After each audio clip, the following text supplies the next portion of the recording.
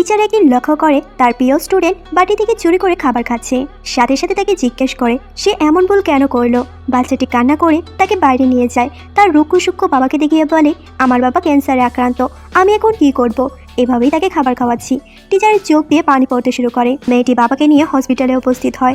Doctor জানায় বাঁচানো সম্ভবই নয়, কিন্তু মেয়েটি বলে সে জীবনের সর্বোচ্চ চেষ্টা করবে বাবাকে বাঁচাতে। ডক্টর বলে অনেক টাকা লাগবে। তখনই উপস্থিত হয় বড়লোক বাবার বড়লোক মেয়ে। ডক্টরকে বলে যেভাবেই হোক বাবাকে বাঁচাতে হবে। হাতে ধরিয়ে দেয় এক কার্ড। ছোট্ট বাচ্চাটি সবকিছু দেখছিল। ডক্টরকে তারা ধরে নিয়ে যায়। বাচ্চাটি পায়ে ধরে কান্না করতে থাকে, কিন্তু মহিলার মন গলে না। পরক্ষণেই মহিলাটির সাথে লোকটির ধাক্কা লাগে। মহিলাটির মনে কিছু ভীষণ বাজতে থাকে যে তার সন্তান জন্মের দিন কিছু একটা হয়েছিল।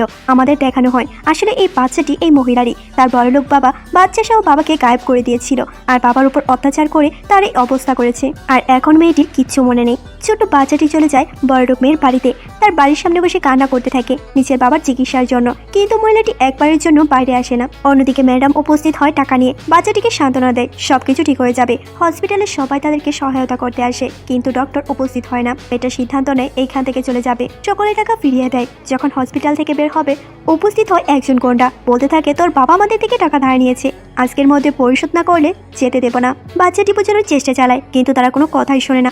অন্যদিকে দেখা যায় বড়লোক ওই লোকটার কাছে একজন একটা ছবি নিয়ে যায়। বলে এটাই আপনার নাতি। লোকটির মনে পড়ে যায় ওই দিন দুর্ঘটনাটি এই বাচ্চাটি তার জীবন বাঁচিয়েছিল, আর এটাই কিনা তার বংশগত নাতি, যাকে ছোট থাকতেই তার বাবার সহ সে গায়েব করে দিয়েছিল। গুন্ডাদের যন্ত্রণায় যখন তাদের জীবন জর্জরিত, তখনই ওখানে উপস্থিত হয় আসল লোক।